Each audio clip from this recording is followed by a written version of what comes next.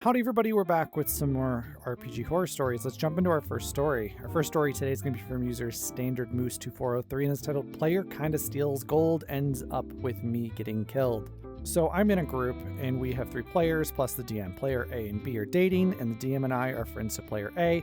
I joined the previous session to fill in for another guy who left the campaign. To sum up session 1, we are working for this druid NPC and we negotiate our pay separately. A gets 15 plus 5 gold per encounter. I get 30 a day. The druid specifies that A didn't negotiate B in, but A was drunk and I guess I wasn't paying attention. Alright, so negotiating per encounter pay or per day pay seems a bit odd to me, especially for PCs, but perhaps contract negotiations are what this table considers to be fun. What is wrong with the NPC going though, hey, I'll give the party 500 gold for this quest and just kind of calling it a day? I can understand the per day pay for NPC like helpers or something like that, but it seems excessive for the party to be in this like deep of a contract negotiation where we're doing a per encounter plus a flat fee on top negotiation here. Just treat the party, to be honest, if your DM is one entity and just call it a day. They can split that loot later.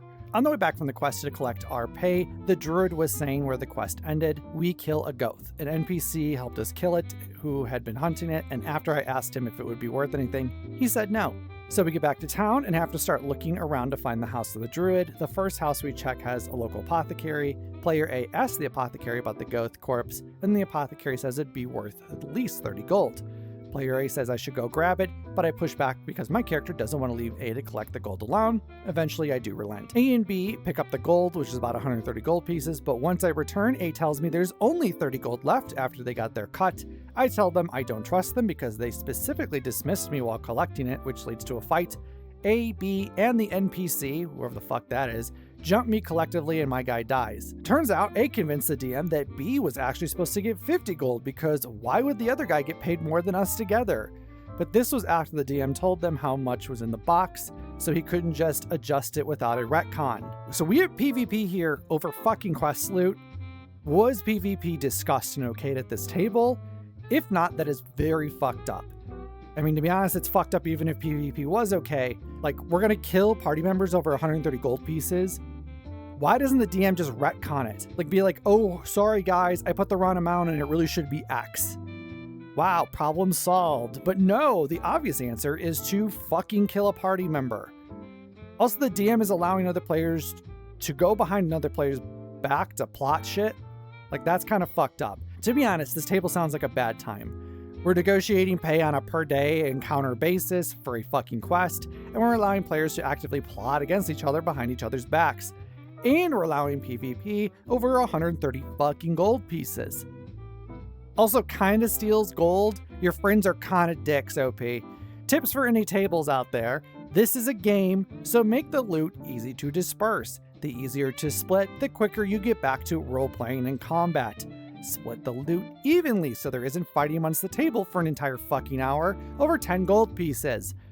Don't fucking do PvP unless everybody at the table is absolutely, positively okay with it and has talked it over beforehand. And if you're gonna have PvP, make it worth it.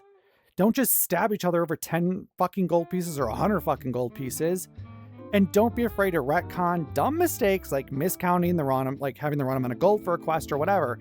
It is fine. We are all human. We all make mistakes. Retcon the dumb mistakes. Okay, our last story today is going to be from user Global Drive 9044 and is titled New DM Made Fun of Me for Playing a Woman. Hello, this story happened a few years ago and was online, but it recently came back to my current memory and thought I'd share. I've been playing with this group of people over Discord for about 4 years at this point. We're all open about our personal lives, incredibly tasteful when we joke usually, and are generally good friends. The old DM, who I'm going to call Eric, after the last session of his campaign, asked if anybody wanted to DM. Literally everyone said they'd rather be a player, but were willing to be a DM if needed. May I reiterate, we all said we were willing to DM if needed. After hearing about this, Eric told us that he had a friend who wanted to learn how to DM anyway, so it would be fine. We cut to a week later, we schedule a night to play, and I was excited. I just discovered that I was gender fluid at the time, so I was excited to play my first female D&D character. Her name was Haldifi Cassia. I'm probably mispronouncing that.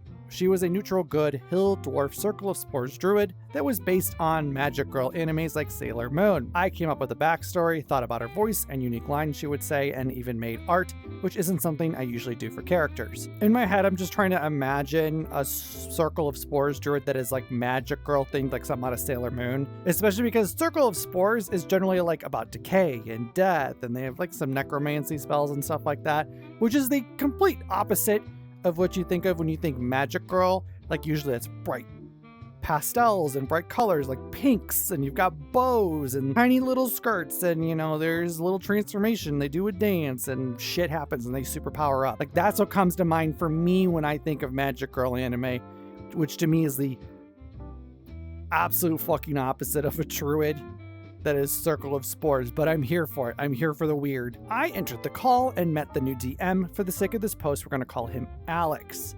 Alex was fine. Nothing about him seemed inherently off at first. He talked about the homebrew world he had created, and it was genuinely interesting. He made a post-apocalyptic style fantasy world with differing factions that your character could become a part of. Think Fallout, but with magic. The DM asked us to introduce our characters, and with me being ignorant and excited, I went first. Okay, so this is session 0, or were these players just told to roll something up and then brain it to session 1? Because I would hope players have an idea of what the world is going to be before their PCs are finalized.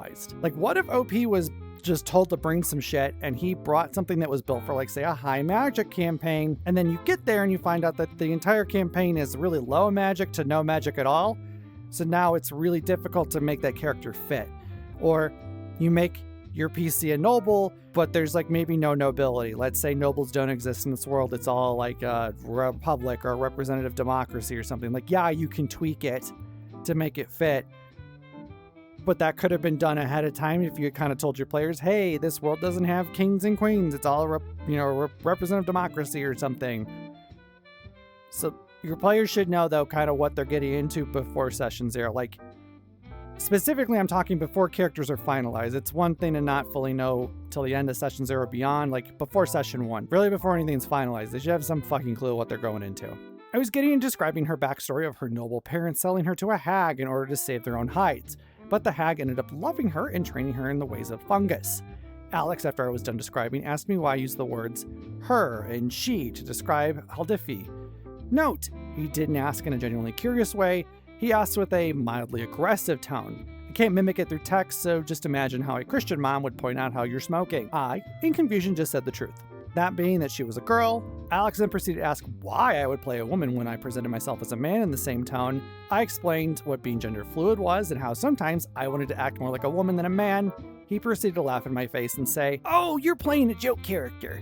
I explained to him that it wasn't a joke, and he didn't understand. He said that it had to be a joke, otherwise I was a, quote, liberal gay tranny. Eric then proceeded to kick him from the server in less than 19 seconds. I'm glad they got kicked, because holy crap, that's a way to introduce yourself to a new group. I know OP is gender fluid, and I'm glad they figured themselves out. That being said, though, you do not need to be gender fluid or the gender that your character is in order to play that character. Like, I'm a cis male, enjoy and am very comfortable with being a man.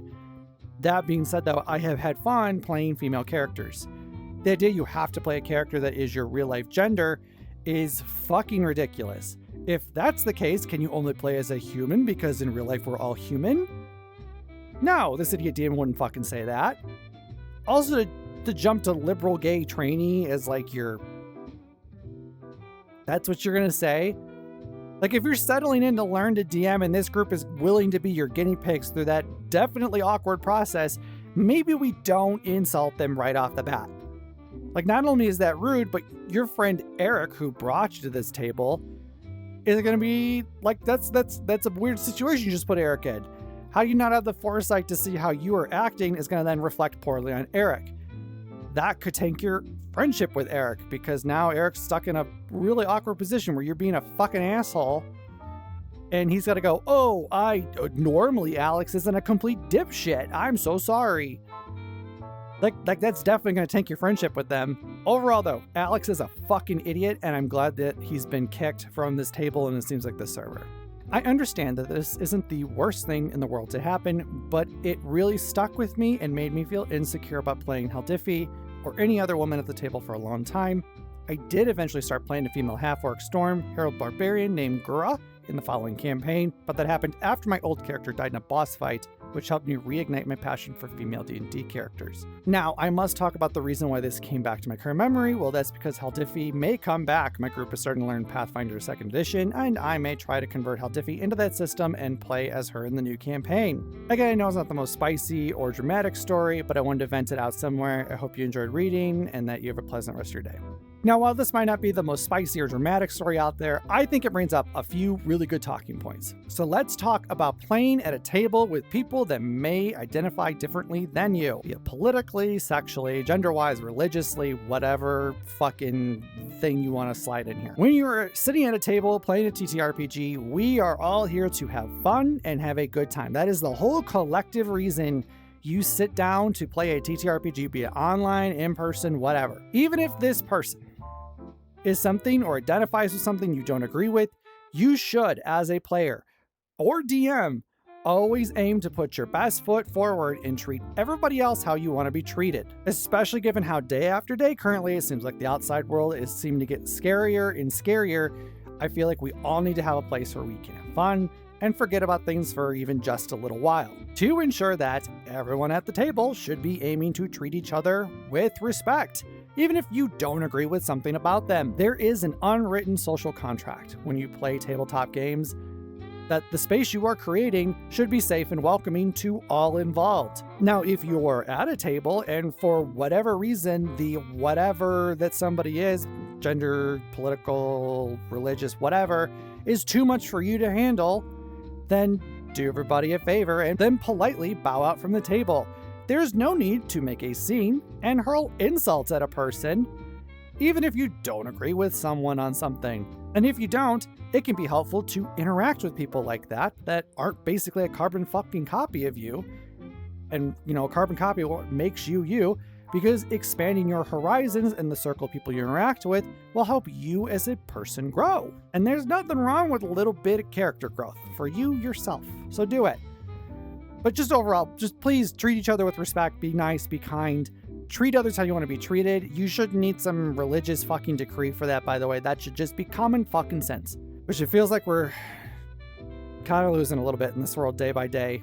I hope it isn't for you guys, but it just feels like day by day that kind of just gets chipped and whittled away. I don't want to be all doomer though. Overall, be nice to each other, be kind to each other. These like stories that you create, the times you have, the fun you have, it's meant to be fun, it's meant to be safe, it's meant to be welcoming. Keep it that way. You make the table good by being good. So put out that good energy, so that way you'll get that good energy. Alrighty though, guys, that is going to be it for me today. Thank you guys all for hanging out. I hope you enjoyed the video and the stories we talked about. I would love to know your thoughts, comments, feelings just down below. If you're enjoying, if you haven't subscribed yet, why haven't you subscribed? Hit that subscribe button so it'll show up in your inbox when I post these videos weekly. Other than that, I will see you guys all in the next video. Bye, everybody.